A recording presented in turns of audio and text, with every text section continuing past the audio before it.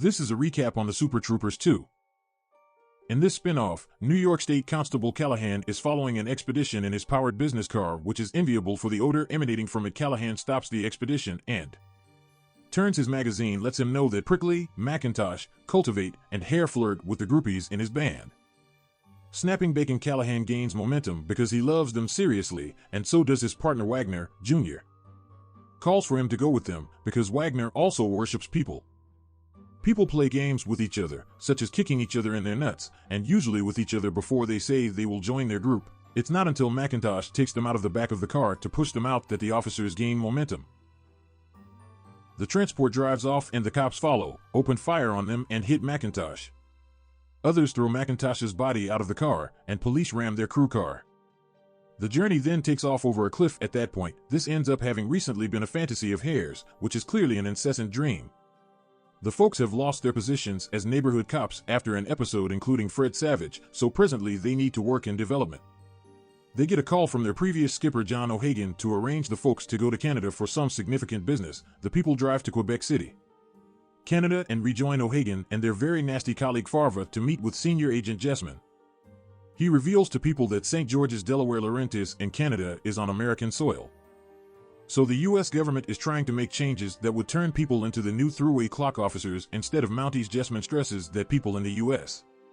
also Canada settle question in the middle by allowing them to redress. The folks go to a meeting with a lot of furious Canadians drove by fellow DeFrank, a previous hockey player who is currently city chairman of the town. Albeit the officers attempt to keep things well disposed, the Canadians pelt them with garbage, preparing Farva aggravated up and to begin something.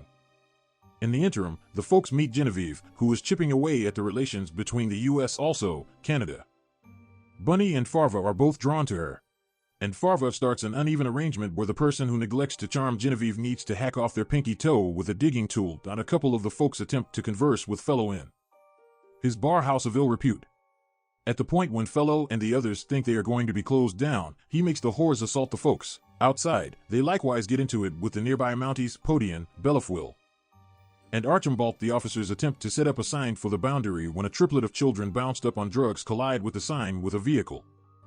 The folks make the children lead them to where they track down the medications, and they go over a shack with an entire reserve of medications. They take the reserve back to the station and start to ingest the medications to see what they are managing. Farva takes something that makes him numb, Bunny takes steroids, Cultivate takes speed, Prickly takes female chemicals, and Macintosh takes corrosive. The officers proceed with their examination concerning the booty things, yet additionally get further into their quarrel with the Canadians. The Mounties pull a trick on the officers by establishing sections of crude meat in their station to bait a wild bear in there. Prickly diverts the bear while Farva gets the meat and runs outside. The bear pursues him into a porta-potty and spills him. The officers retaliate by taking poisonous gas explosives and setting them off in the Mounties station. They take the Mounties, strip them exposed, and torment them red, white, and blue, and leave them in the forest. The officers then, at that point, take their garbs and go messing in and out of town by meddling with residents to destroy the standing of the Mounties.